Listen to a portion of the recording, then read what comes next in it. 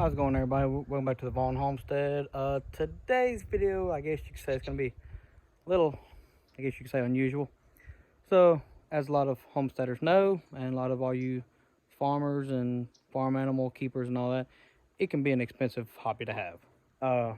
Especially during wintertime, when grass is dying, you have to go buy excess, feed, hay, supplements, all that stuff. So, something that I did in the past is I used to own reptiles, specifically snakes, more specifically ball pythons.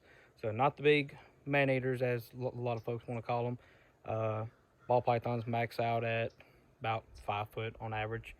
They average 3.5 to 5 foot in length. But anyways, that's a whole nother topic. Anyways, so something I also used to do is I bred my own rodents, specifically mice, rats, for said reptiles. So something I'm getting back into now is to help to pay for all the homesteading stuff and all that is I'm going to get back to the rodents.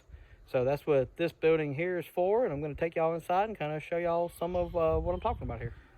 So this is my 10 by 20 building that I recently obtained.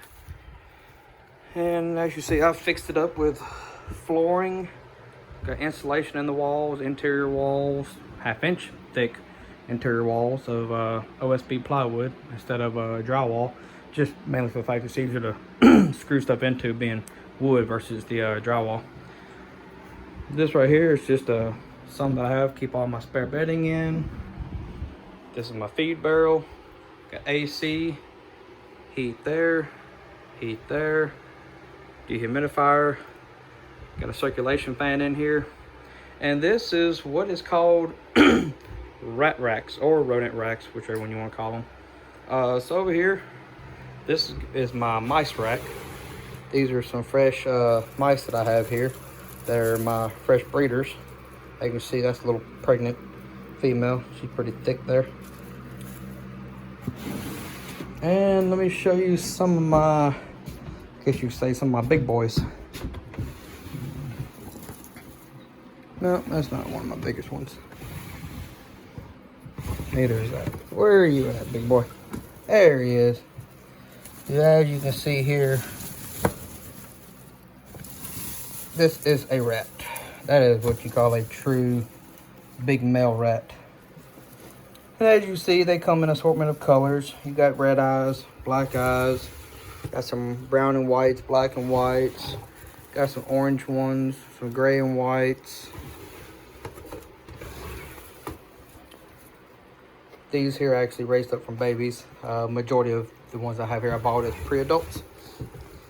But essentially they will, of course, produce, let me find some. Here we go. Hey, I know one of y'all are mean. So yeah, you end up with your little baby rats. This is kind of what would be kind of called a pup. Pinky is what is basically what your freshborn no hair is. This one here's already got a layer of hair on it. This is what's called a pup stage.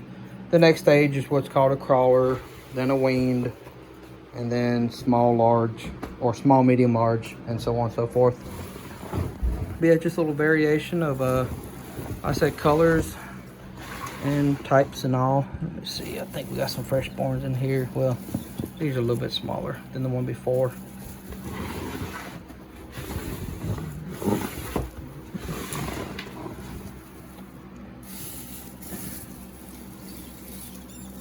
Trying to see if anyway, y'all see all these babies here that they've got. So yeah, this is something that I do on the side to make some extra income, and you make some pretty good income out of it as well. So essentially they have these tubs, and I do ratios of 1 male to 3 females. They get fresh bedding every week. They have feed. They eat on through this 1/2 inch hardware mesh. For the mice, because they're smaller and they have smaller babies, you want to do 1/4 inch hardware mesh or hardware cloth, whatever you want to call it. They've got a water system, which is these water lines that supplies a water valve to every single one, so that way you don't have to worry about 50,000 water bottles, because you would essentially have to worry about a water bottle for every individual tub. And some point I'm gonna end up having about 40 to 50 of, I'll end up having 5 of these total going down this back wall. And as you see, there's 10 tubs per one, so that's gonna be 50 tubs I'm gonna have going down. Plus I'll have essentially about 4 mice tubs. I'll have this grow out rack. So yeah, that would be a lot of water bottles. And water bottles have to be filled up on average about every other day. Versus these buckets, they only have to be filled up about every 3 or 4 days. And filling up 1 bucket is much better than having to fill up 10 of those just for this one setup. So if y'all have any questions, concerns, comments, I'm sure this may pique a lot of folks' curiosity. Also, another thing, as any of you chicken keepers will know, where'd they go again? Chickens like to eat mice, but if you have the rats, you can feed them these smaller baby rats or young. You're the little mean one. Look at you. See, look at you. You knocked that out. Look at, you get it. That's literally the only mean one I have out of about 60, 70 rats that I currently have. She's the only one who will try to bite you. Anyways, oh, and the wife named that one Henry. Well, I don't know, but that's Henry now. He's a male, obviously. So anyways, but yeah, you can feed off some of the babies, rats and mice, to your chickens for protein, as well as if you have cats and you want to help to train them to want the taste of rodents, you can actually throw them some of the younger baby rat offsprings. Basically, throw them the size that's not quite big enough to actually run away, so that way you don't end up with a now extra rat roaming your property.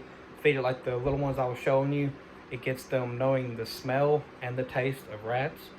So therefore, if you have like barn cats and stuff like that, it'll also teach them to know that smell. So that way when they're out in the barn, out in the bushes, in the woods, under your house, whatever, as soon as they smell it, they'll know exactly what that smell means, because then they're going to want the taste of it, and it's more likely to make them become a good hunter of rodents.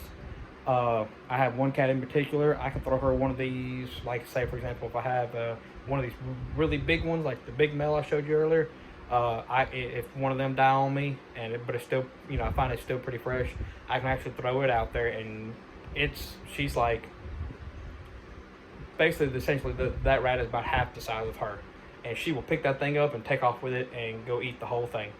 And she loves her some fresh meal. She is the best hunter I have out here.